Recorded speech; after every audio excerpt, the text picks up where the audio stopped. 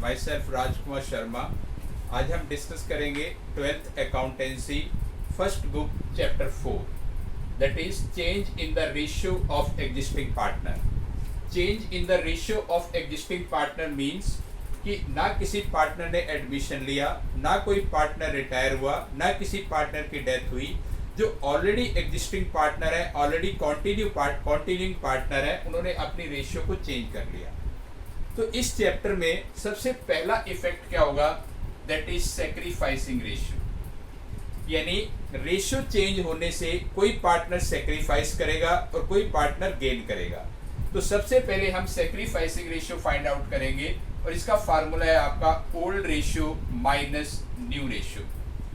For example, A, B and C are partner.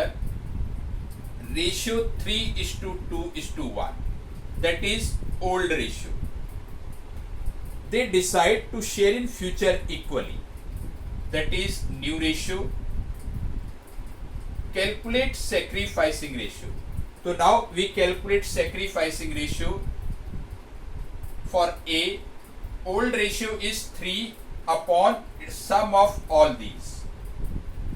3/6, B 2/6, C 1/6, and new ratio for A 1/3, B 1/3, C 1/3.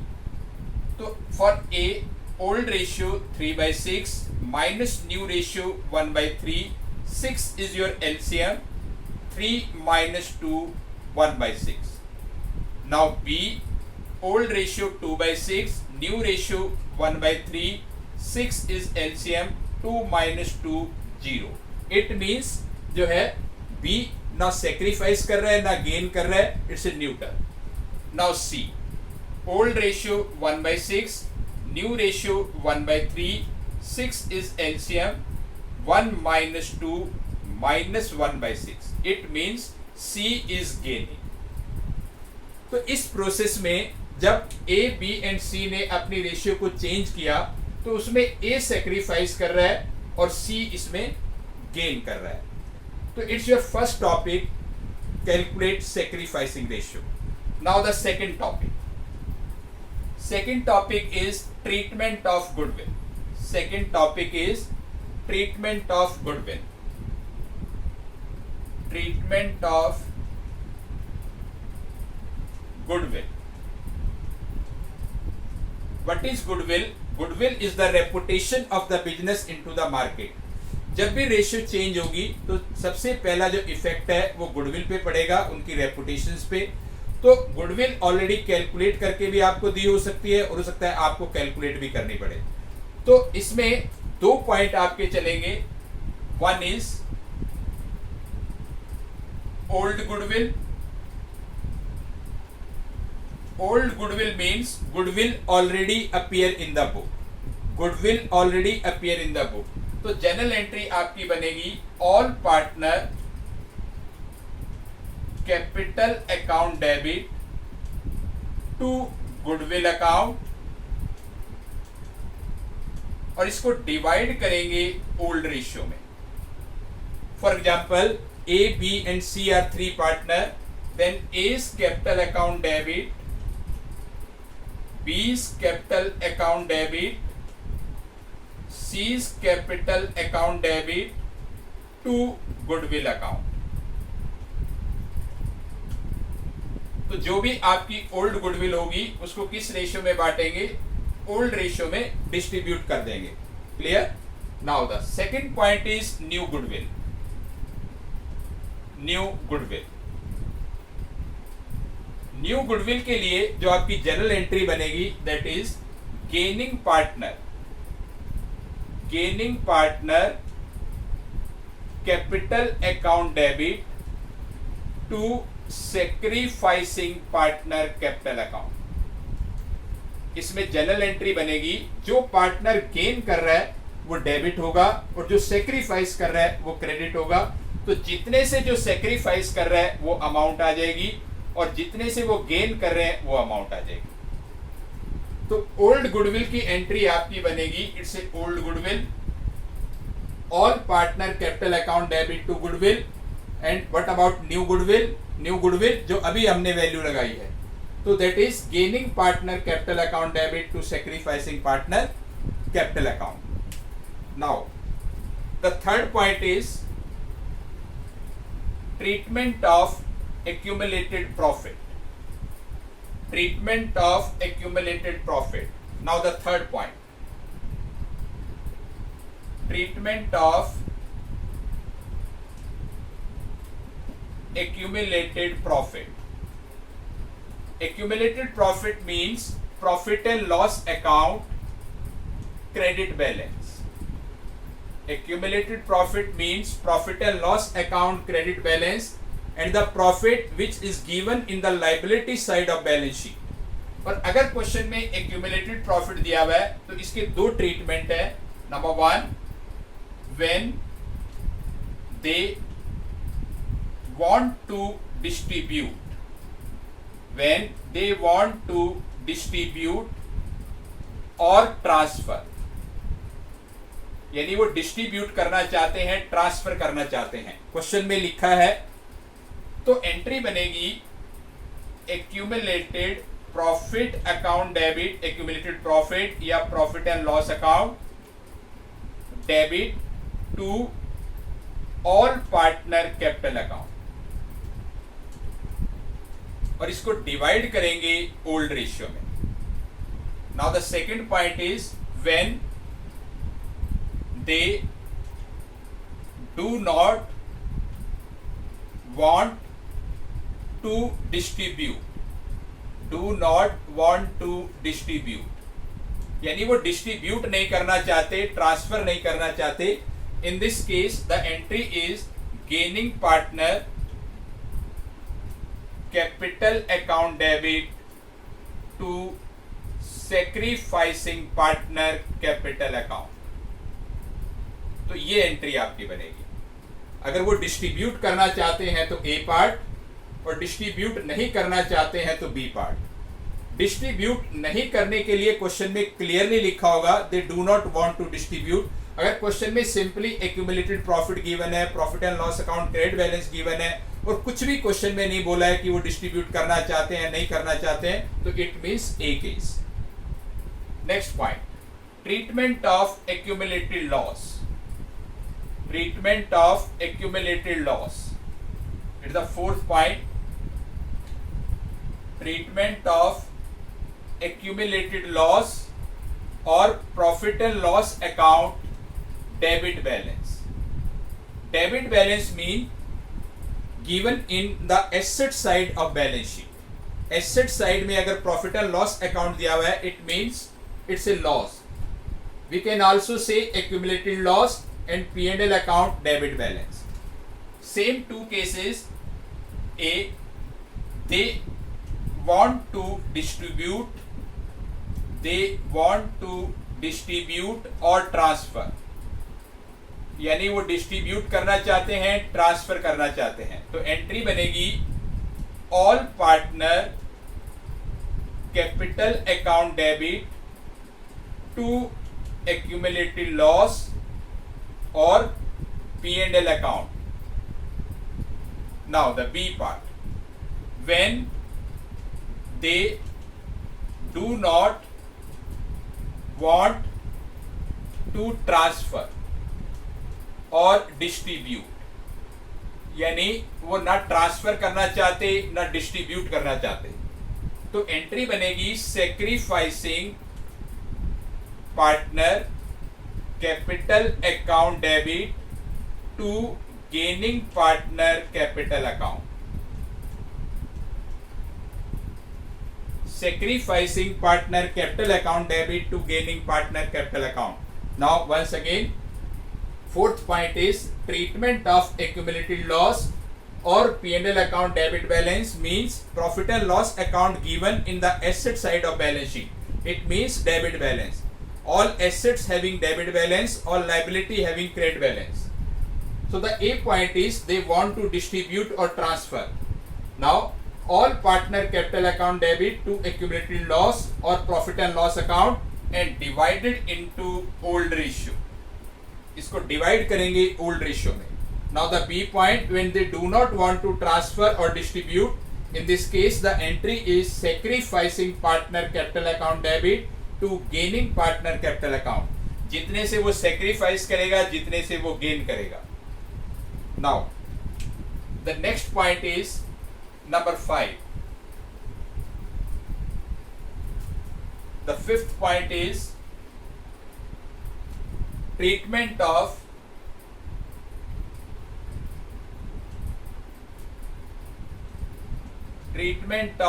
workman compensation reserve. It's very important point. Treatment of workman compensation reserve. Workman compensation reserve means कि profit में से कुछ parts set aside करके यानी उसको transfer कर लिया जाता है as a reserve, workman compensation reserve, की फ्यूचर में अगर कोई प्रॉब्लम हुई वर्कर से रिलेटेड तो उसमें से हम उसको कंपनसेट कर सकें. तो treatment of workman compensation reserve एक तरह से प्रॉफिट से बचाया हुआ ही पार्ट होता है. तो इसमें कुछ केसेस हैं. पहला है आपका when workman compensation reserve equal to workman compensation claim. When workman compensation reserve equal to workman compensation claim, यानी जितना वर्कमैन कंपनसेशन रिजर्व दिया हुआ है उतना ही वर्कमैन कंपनसेशन क्लेम दिया हुआ है. तो इस केस में नो एंट्री, कोई एंट्री आपकी नहीं बनेगी क्योंकि जितना भी क्लेम है वो आपका रिजर्व से एडजस्ट हो गया. उसके बाद B part, when workman compensation reserve is greater than workman compensation claim, यानी वर्कमैन कंपनसेशन रिजर्व आपका ज्यादा है, वर्कमैन कंपनसेशन क्लेम आपका कम है. तो आपकी एंट्री बनेगी workman compensation reserve account debit to workman compensation claim account और to all partner capital account. यानी for example workman compensation reserve is your 10,000, workman compensation claim is your 6,000. Now the 4,000 is divided between old partner in old ratio. 4,000 को old partner यानी all partners में divide करेंगे old ratio में. Now the C point, when workman compensation reserve is less than workman compensation claim. अब अगर आपका workman compensation reserve कम है, workman compensation claim ज्यादा है, तो इस केस में आपकी दो एंट्री बनेगी. First one is workman compensation reserve account debit revaluation account debit to workman compensation claim. For example workman compensation claim is your 12,000, workman compensation reserve is 10,000. Now the 2,000 debited in revaluation account. Now the second entry in this case, closing revaluation account. Revaluation account को आपको close करना है, it's a loss. तो entry बनेगी all partner capital account debit to revaluation account और इसको divide करेंगे old ratio में. Divided into old ratio. Now the D part, when workman compensation reserve is given but there is no other information, यानी workman compensation reserve given है लेकिन कोई भी information नहीं दे रखी है वर्कमैन कंपनसेशन से रिलेटेड, क्लेम से रिलेटेड कोई भी इंफॉर्मेशन नहीं है. तो इन दिस केस पूरा वर्कमैन कंपनसेशन रिजर्व आपका डिस्ट्रीब्यूट हो जाएगा और एंट्री बनेगी आपकी workman compensation reserve account debit to all partner capital account और इसको डिवाइड करेंगे ओल्ड रेशियो में. All partner capital account means जैसे ए, बी और सी हैं, तो workman compensation reserve account debit to A's capital, to B's capital, to C's capital and divided into old ratio.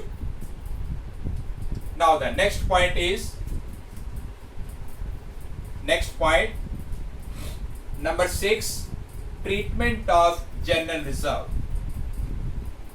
The 6th point is treatment of general reserve. Treatment of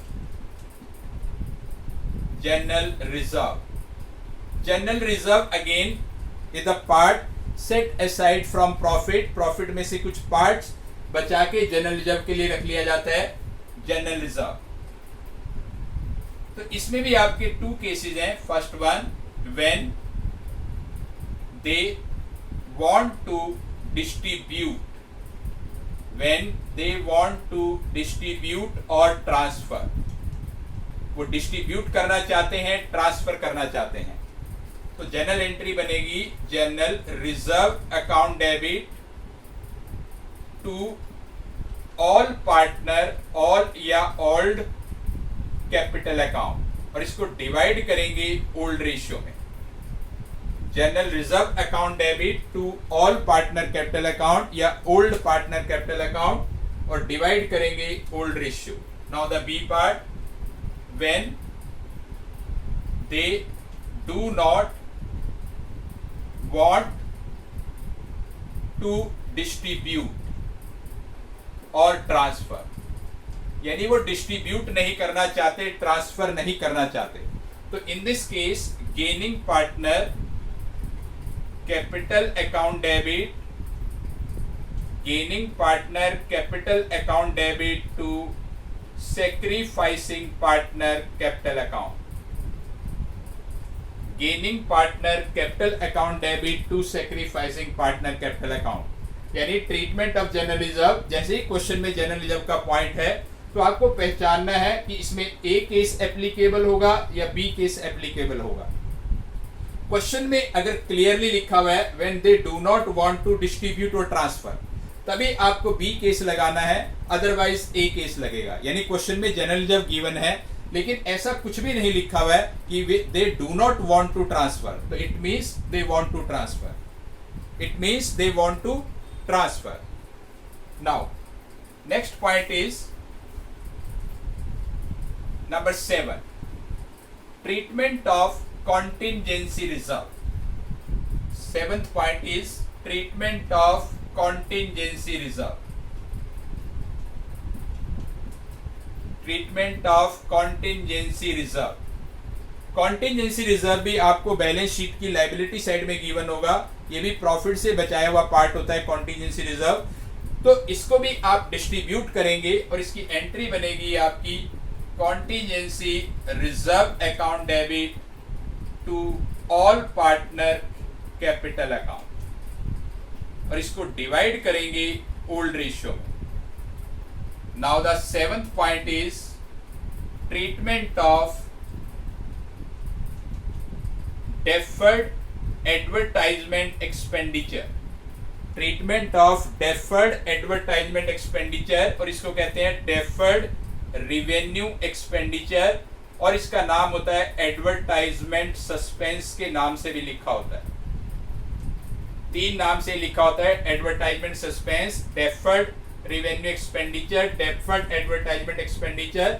और ये generally balance sheet की asset side में दिया होता है, balance sheet asset side. तो इसका क्या ट्रीटमेंट होगा, इसको डिस्ट्रीब्यूट करेंगे all partner capital account debit to deferred advertisement expenditure या डेफर्ड रिवेन्यू एक्सपेंडिचर या एडवर्टाइजमेंट सस्पेंस के नाम से, और इसको डिवाइड करेंगे ओल्ड रेशियो में. All partner capital account debit to deferred advertisement expenditure या डेफर्ड रिवेन्यू एक्सपेंडिचर या एडवर्टाइजमेंट सस्पेंस अकाउंट, बिकॉज ये लॉस होता है और इसको पार्टनर्स में डिवाइड करेंगे तो पार्टनर्स डेबिट होंगे और ये क्रेडिट होगा. Now the next point is number 8.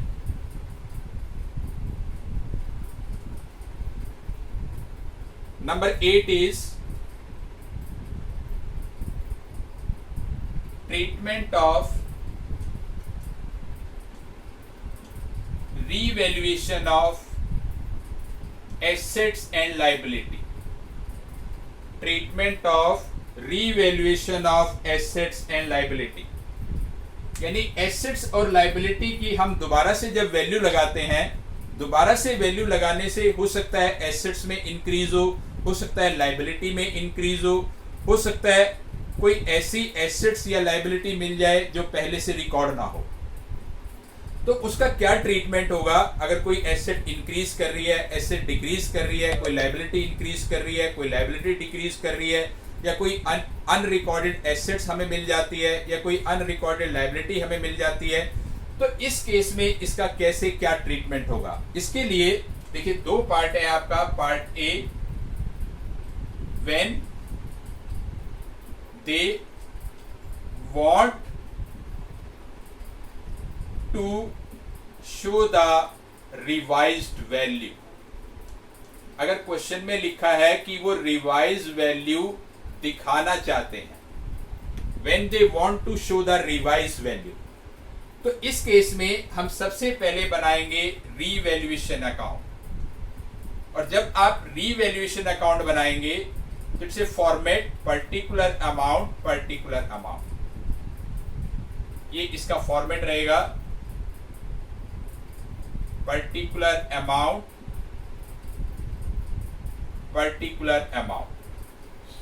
अब देखिए रीवैल्यूएशन अकाउंट बनाने का पर्पस क्या है कि जो भी एसेट्स और लायबिलिटी में इंक्रीज डिक्रीज हुआ है उसका इफेक्ट हम रीवैल्यूएशन अकाउंट के थ्रू लेंगे। इसको हम profit and loss adjustment account भी कहते हैं। Profit and loss adjustment account भी इसे बोला जाता है। अगर एसेट डिक्रीज हो रही है तो डेबिट में लिखेंगे टू डिक्रीज इन एसेट्स, और अगर इंक्रीज हो रही है तो क्रेडिट में लिखेंगे बाय इंक्रीज इन एसेट्स, यानी जितने से डिक्रीज हो रही है जितने से इंक्रीज हो रही है। लायबिलिटी अगर आपकी इंक्रीज हो रही है तो डेबिट में, और लायबिलिटी अगर आपकी डिक्रीज हो रही है तो क्रेडिट में।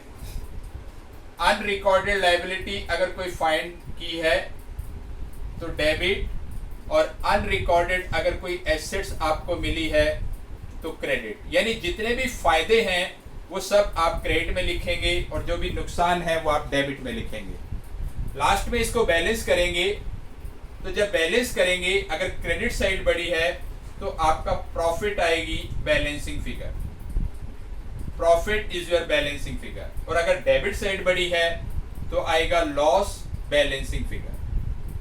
यानी प्रॉफिट लॉस में से कोई एक आएगा, या तो प्रॉफिट आएगा या लॉस आएगा। अगर प्रॉफिट आया है in this case when they want to show the revise value, आपने रीवैल्यूएशन अकाउंट बना लिया, क्वेश्चन में लिखा हुआ है when they want to show the revise value. Revaluation account बनाने के बाद आपके पास प्रॉफिट आ गया, तो इसकी एंट्री क्या बनेगी? आपकी एंट्री बनेगी revaluation account debit to old partner capital account. Old यानी ऑल भी हो सकते हैं, और इसको डिवाइड करेंगे ओल्ड रेशियो में। और अगर लॉस आया है तो एंट्री रिवर्स हो जाएगी, यानी old partner capital account debit to revaluation account, और इसको भी डिवाइड करेंगे ओल्ड रेशियो में। Old partner capital account debit to revaluation account और डिवाइड करेंगे ओल्ड रेशियो में। नाउ इसका बी पार्ट। बी पार्ट में देखिए क्या है, बी पार्ट में है when they do not, B part में है when they do not want to show the revised value, यानी वो रिवाइज वैल्यू दिखाना नहीं चाहते। They do not want to show the revise value, value को एज इट इज कंटिन्यू करना चाहते हैं न्यू बैलेंस शीट में। तो इस केस में क्या है कि रीवैल्यूएशन अकाउंट तो आपको बनाना ही बनाना है, तो आप रीवैल्यूएशन अकाउंट तो बनाएंगे ही बनाएंगे, इस वर्किंग नोट में बना लें। रीवैल्यूएशन अकाउंट बनाया आपने वर्किंग नोट में, और इधर आया आपका प्रॉफिट, ये बैलेंसिंग फिगर होती है, अभी हमने पीछे बनाया था। इधर आएगा आपका लॉस, ये भी बैलेंसिंग फिगर होती है। लेकिन इस केस में आपको सबसे पहले निकालनी पड़ेगी sacrificing ratio, that is old ratio minus new ratio. ये रेशियो निकाल के आपको पता लगेगा कौन सेक्रीफाइस कर रहा है, कौन गेन कर रहा है। जिसकी माइनस में आएगी वो गेन कर रहा है, अदरवाइज वो सेक्रीफाइस कर रहा है। तो अब जो है अगर प्रॉफिट है तो एंट्री बनेगी gaining partner capital account debit to sacrificing partner capital account.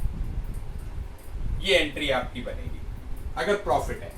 Gaining partner capital account debit to sacrificing partner capital account. और अगर लॉस है, इन केस लॉस, तो एंट्री रिवर्स हो जाएगी, यानी sacrificing partner capital account debit to gaining partner capital account. तो ये केसेस इसमें याद रखने हैं आपने, यानी gaining partner capital account debit to sacrificing partner तब होगी अगर रीवैल्यूएशन से प्रॉफिट है, और अगर लॉस है तो एंट्री रिवर्स हो जाएगी, sacrificing partner capital account debit to gaining partner capital account. तो ये आपके केसेस थे। उसके बाद इसमें एक लास्ट केस है आपका इन्वेस्टमेंट फ्लक्चुएशन रिजर्व।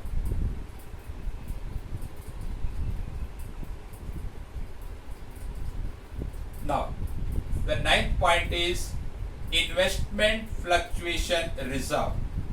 देखिए इन्वेस्टमेंट फ्लक्चुएशन रिजर्व जो है we discuss in next class.